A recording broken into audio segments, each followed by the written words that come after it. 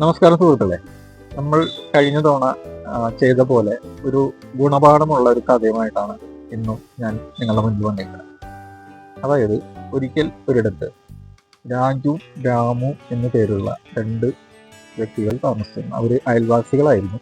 മാത്രവുമല്ല, അവര് വളരെ ദരിദ്രമായിട്ട് ജീവിച്ചിരുന്നവരും, അതായത് എത്ര കഠിന ശ്രമം അല്ലെങ്കിൽ കഠിനമായിട്ടുള്ള ജോലികൾ ചെയ്തിട്ടും അവർക്ക് അന്നത്തെ അന്നം കിട്ടാൻ ബുദ്ധിമുട്ടുന്ന ഒരു സാഹചര്യത്തിലാണ് അവർ ജീവിച്ചുകൊണ്ടിരുന്നത്. അതിൽ രാജു എന്ന് പറയുന്ന വ്യക്തി, അദ്ദേഹത്തിൻ്റെ നമ്മളിപ്പോൾ കഠിനാധ്വാനം ചെയ്തുകൊണ്ടോ ഇത്തരം കാര്യങ്ങൾ ചെയ്തുകൊണ്ടോ നാളിതുവരെ ഒരു പുരോഗമനവും ഉണ്ടായിട്ടില്ല. അതിൻ്റെ പേരിൽ ആള് ചിന്തിക്കുകയാണ്, അതായത് എനിക്ക് എങ്ങനെ ഈ വിഷമസ്ഥിതിയിൽ നിന്നും പുറത്തു കടക്കാൻ സാധിക്കും. അങ്ങനെ അദ്ദേഹം നമ്മൾ പുരാണങ്ങളിലൊക്കെ കേട്ടിട്ടുള്ള പോലെ അദ്ദേഹം സമൃദ്ധി ഉണ്ടാവാൻ വേണ്ടിയിട്ട് തപസ് ചെയ്യാനായിട്ട് തീരുമാനിച്ചു. അങ്ങനെ ഒത്തിരി നാള് ഘോരഘോരം തപസ് ചെയ്തു. അവസാനം ദൈവം പ്രത്യക്ഷപ്പെട്ട് അദ്ദേഹത്തിനോട് ചോദിച്ചു, നിനക്ക് എന്ത് വരമാണ് വേണ്ടത്? അപ്പോൾ രാജു പറഞ്ഞു, എനിക്ക് കൊട്ടാരങ്ങളും അവിടെ സമൃദ്ധിയായിട്ട് വാഴാനുള്ള സൗകര്യങ്ങളും കാറും ബംഗ്ലാവും എന്താ പറയുക പരിചാരകരും ഒക്കെയുള്ള സമ്പന്നമായിട്ടുള്ള ഒരു മണിമാളിക, അതിനോടനുബന്ധിച്ചുള്ള കാര്യങ്ങളൊക്കെ വേണം എന്നുള്ള രീതി. സ്വാഭാവികമായിട്ടും ദൈവം പറഞ്ഞു, അങ്ങനെ ഭവിക്കട്ടെ എന്ന് പറഞ്ഞു. അങ്ങനെ ആ വാക്ക് അവിടെ പൂർണ്ണമായപ്പോൾ തന്നെ അവൻ്റെ കുടിലിരുന്ന സ്ഥലത്ത് വലിയൊരു മണിമാളികയും അതിനനുസരിച്ചുള്ള മറ്റ് സൗകര്യങ്ങളും അവിടെ ഉണ്ടായി വരികയാണ് ചെയ്തു. പക്ഷേ ഈ മണിമാളിക ഇങ്ങനെ വന്നപ്പോഴും നമ്മുടെ രാമു എന്ന് പറയുന്ന വ്യക്തി വളരെ ദാരിദ്ര്യത്തിലായിരുന്നു. മാത്രവുമല്ല, രാമുവിന് ഇത് വിശ്വസിക്കാവുന്നതിനും അപ്പുറത്തായിരുന്നു. രാജുവിന് എങ്ങനെയാണ് ഇത് കിട്ടിയെന്നുള്ളത് ആള് ഒരുപാട് ആലോചിച്ചു, ഒരുപാട് അന്വേഷിച്ചു. അവസാനം ആൾക്ക് അതിന് ഉത്തരം കണ്ടെത്താൻ കഴിഞ്ഞില്ല. അവസാനം ആള് എന്തായാലും രാജുവിനോട് തന്നെ ചോദിക്കാം എന്ന് കരുതി രാജുവിനോട് പോയി ചോദിച്ചു, താങ്കൾ എങ്ങനെയാണ് ഇത്രയും സമ്പത്ത് നേടിയത് എന്ന് ചോദിച്ചു.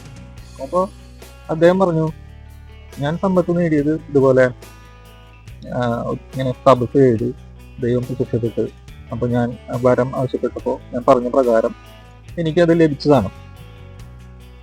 അപ്പോൾ രാമു അത് കേട്ട് സന്തോഷവാനായി.